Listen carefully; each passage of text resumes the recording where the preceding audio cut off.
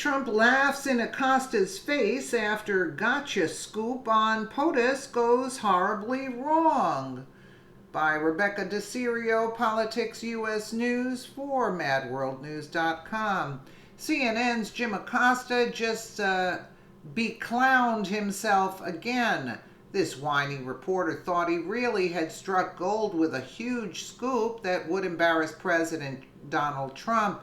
Little Jim went on the record at CNN with his gotcha scoop, and that's when it all went horribly wrong. Now the president is laughing hard in Acosta'S face as it turns bright red from his epic failure. President Donald Trump doesn't come off like an arrogant academic. He's from Queens, New York, which is known for its aggressive style street speech, which Trump uses to his advantage. The leftists, like all those who work at CNN, look down at the president. They see him as a fool who has no real education, and that's where they are so wrong. Just because he doesn't talk like Barack Obama, what, stuttering through anything he wants to say, he just stutters. Doesn't talk like Barack Obama with his measured tone and politically correct talk via his teleprompter, and we all know what happened when his teleprompter went out. Doesn't mean he's not a smart guy. In fact, it's Trump's ability to entertain a crowd with his in-your-face banter that makes so many Americans love and relate to him. So when that idiot, Jim Acosta, thought he caught Trump making a huge mistake on a point in history, he went all in, attempting to embarrass the president in front of the entire world. In fact, Acosta got so pumped up to get maximum exposure for his gotcha scoop, he took the time to write an entire article on the incident. So what was Acosta's big scoop, proving that he is a hardcore investigative reporter? Well, according to Little Jim, Trump had a heated phone call with Canadian Prime Minister Justin Trudeau, and the president made a huge mistake. Acosta reports on CNN, President Donald Trump and Canadian Prime Minister Justin Trudeau had a testy phone call on May 25th over new tariffs imposed by the Trump administration. One moment during the conversation in which Trump made an erroneous historical reference, sources familiar with the discussion told CNN. Acosta adds, Trudeau pressed Trump on how he could justify the tariffs as a national security issue. In response, Trump quipped to Trudeau, "Didn't you guys burn down the White House?" referring to the War of 1812. Scoop: when Trudeau pressed Trump on national security justification for tariffs on Canada, Trump responded, "Didn't you guys burn down the White House?" That was Britain during the War of 1812, tweets Acosta.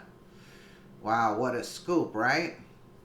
The leftist CNN reporter thinks he has scored one on Trump. He goes on Twitter proudly posting his big shiny new CNN article, and it's getting maximum time on their broadcasts. Acosta is thinking to himself, how stupid is Trump to tell Trudeau that Canadians burned down the White House? Acosta goes on and on about Trump's huge history mistake. He writes, the problem with Trump's comments to Trudeau is that British troops burned down the White House during the War of 1812. Historians, both the British attack on Washington was in retaliation for the American attack on York, Ontario, in territory that eventually became Canada, which was then a British colony. Even most Americans will think the War of 1812 was fought between the Americans and the British, and that's right, but a little known fact comes up when you dig deeper into the burning of the White House during the War of 1812, which oddly Canadians do know. It took Charles C.W. Cook, the editor of National Review, to point out to Acosta and the world Trump is right, Cook tweeted.